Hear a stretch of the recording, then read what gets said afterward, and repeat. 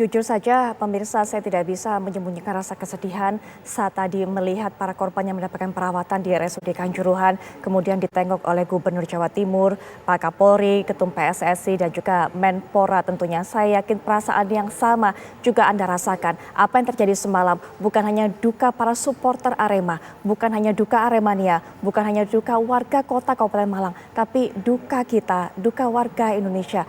Terakhir 125 supporter terenggut nyawanya setelah menyaksikan pertandingan Arema versus Persebaya di Stadion Kanjuruhan, Kabupaten Malang. Dan ini bukan hanya mendapatkan sorotan dari nasional, bukan hanya mendapatkan sorotan dari pemerintah, bahkan Presiden Joko Widodo juga memberikan pernyataan, tapi ini juga mendapatkan sorotan dari dunia internasional. Mungkin saya bisa sedikit kutip dari apa yang disampaikan oleh FIFA, bahwa dunia sepak bola sedang shock menyusul insiden tragis yang terjadi di Indonesia pada akhir pertandingan. Ini adalah hari yang gelap bagi semua yang terlibat dalam sepak bola dan sebuah tragedi yang memilukan. Kemudian juga tragedi ini dimuat di Amnesty International.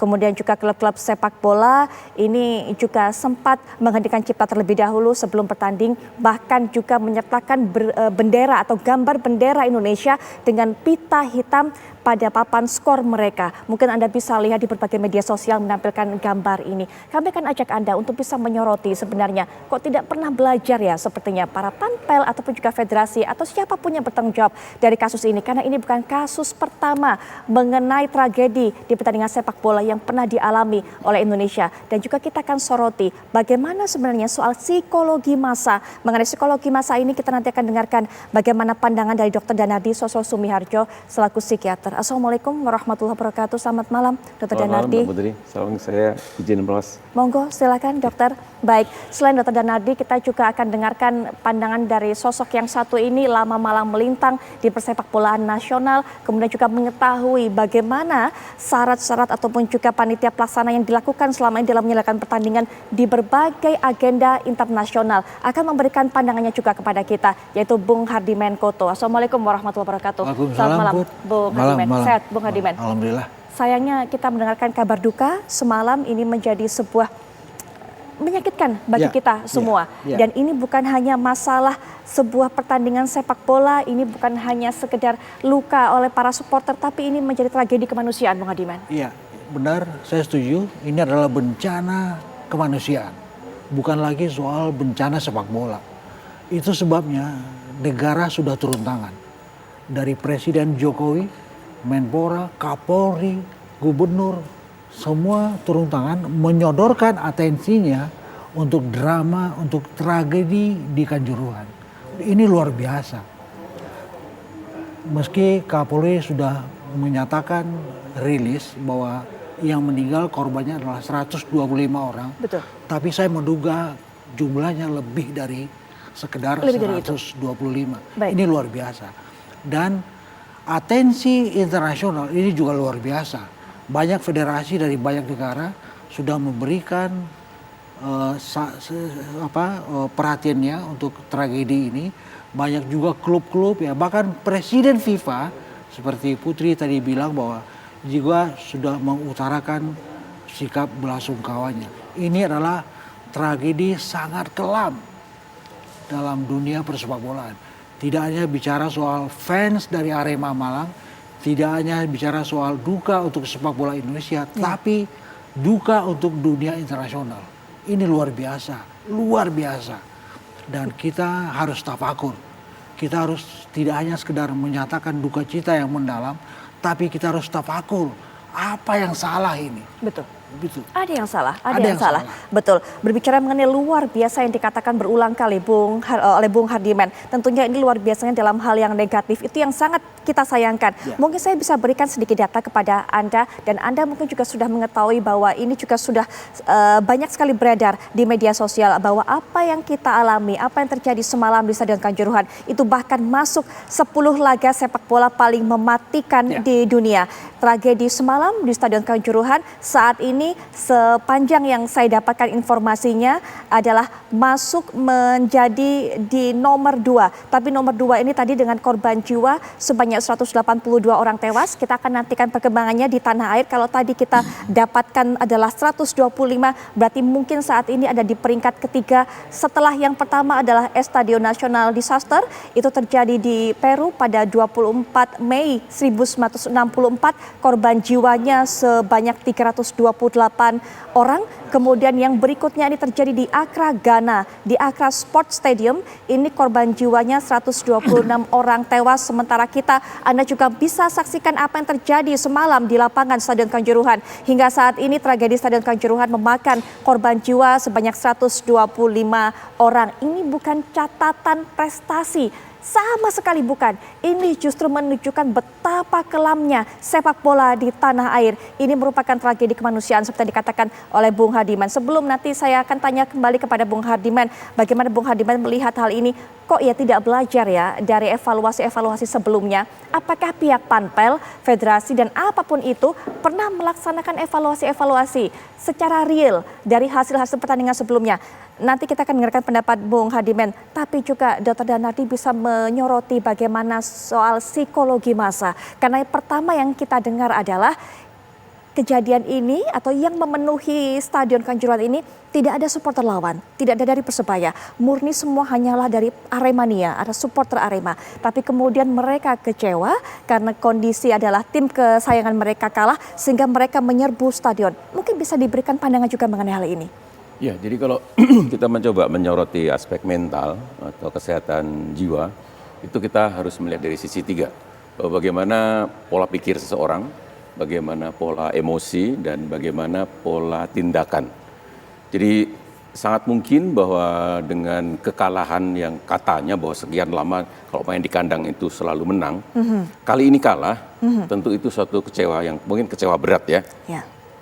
Nah seharusnya kalau seseorang itu punya pengendalian yang baik, punya aspek rasional yang baik, punya pengendalian tingkah laku yang baik, maka pola emosi yang katakanlah itu bisa kecewa, bisa itu marah, bisa itu kesal, tentu ada pengendalian dari pola rasional atau pola perilakunya. Tapi di sini bahwa ada suatu massa, ada suatu kebersamaan dengan orang lain yang juga kecewa. Dan kelihatannya ada pemicunya, ada pemantiknya ketika sudah mulai masuk lapangan. Dari situ jadi seperti muncul keberanian yang jadi brutal akhirnya. Dan brutal itulah menjadi suatu tindakan yang benar-benar tidak terkendali. Dan ya itulah jadi seperti amuk massa ya seperti itu. Jadi ya saya kira dari pihak kepolisian sendiri sebagai aparat juga akan kesulitan kalau sudah seperti itu. Jadi bagaimana baiknya tentu mungkin tadi sudah sampaikan bahwa tentu ada suatu mekanisme seharusnya, bahwa ada suatu mekanisme pengendalian massa seperti itu. Tentu kalau saya berharap kondisi yang seperti ini, nomor satu tentu kita ikut berduka cita, tapi bahwa ini suatu pelajaran yang baik. Betul. Dan rasanya bahwa kita perlu menunggu investigasi.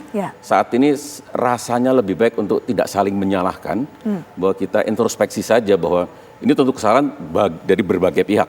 Mungkin itu juga dari awalnya dari supporternya sendiri, mungkin dari panitia pelaksananya, mungkin suasana stadionnya, mungkin juga dari aparatnya, atau juga dari berbagai pihak. Artinya bahwa ini tidak mungkin hanya kesalahan dari satu pihak saja. Ayo kita introspeksi dan kita lihat nanti investigasi seperti apa. Jadi kalau memang juga ada yang bersalah harus siap untuk memperbaikinya.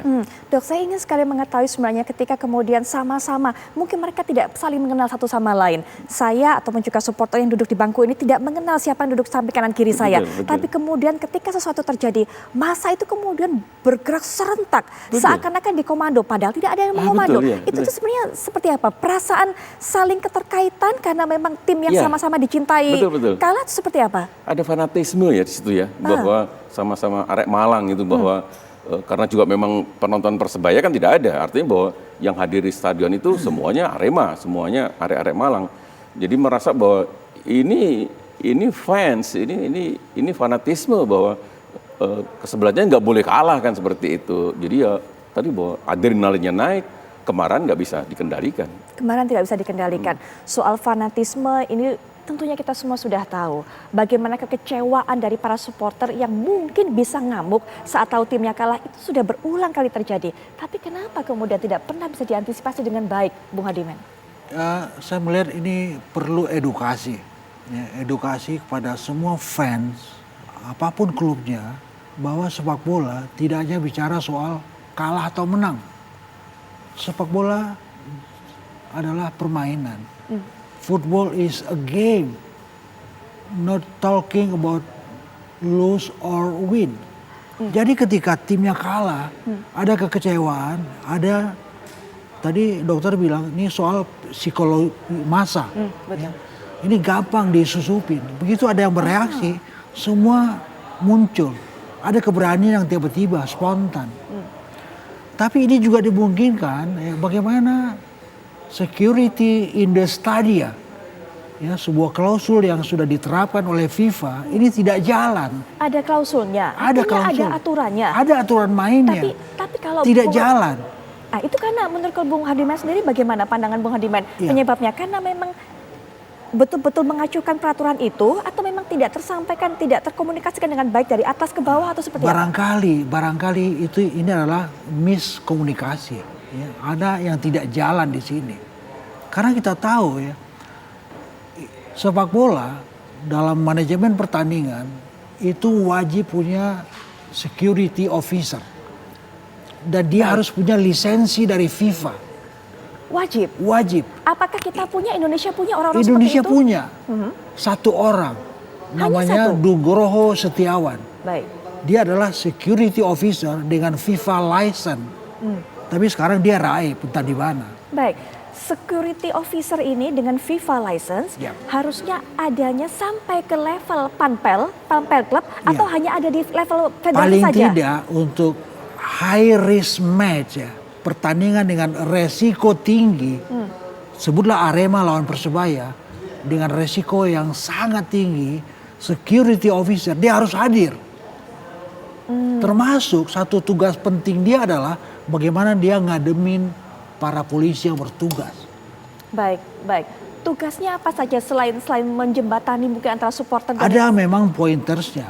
Dan baik. itu sudah baku dan harus diterapkan oleh FIFA. Ya. Dan kalau misalnya sebutlah Indonesia, sebutlah federasi kita punya security officer di banyak klub, ya kan. Kalau tidak ada yang bisa mendesain mereka dengan baik, dengan benar, sesuai dengan juklak, ya, susah juga. Saya heran bagaimana Persebaya away ke Malang, kendaraannya rantis itu ada di depan stadion. Seenak perutnya itu ditibukin oleh supporter Arema. Berarti ada yang salah. Putri, kita pernah sama-sama bareng di Piala Dunia di Rusia 2018. Betul. Putri tahu 5 kilo menuju stadion kita punya 5 spot pemeriksaan. Sampai ke spot kelima kita baru dinyatakan free. Kita bebas. Bahkan masuk stadion pun bawa botol gak bisa. Betul. Benar kan? Betul. Bagaimana di Indonesia tidak jalan dengan baik, dengan benar. Baik, penyebab tidak jalan, tidak baik, tidak benar seperti itu. Nanti mungkin Bung Hardiman bisa jelaskan lebih lanjut, tapi setelah jeda termasuk nanti juga menjelaskan berbagai pertanyaan yang ada di kalangan masyarakat. Nanti juga kembali lagi kita akan ulas mengenai psikologi massa, mengenai hal ini bagaimana emosi massa bisa dengan mudah tersulut. Dan Nadia akan berikan pandangannya. Tapi setelah jeda, breaking news akan segera kembali saat lagi.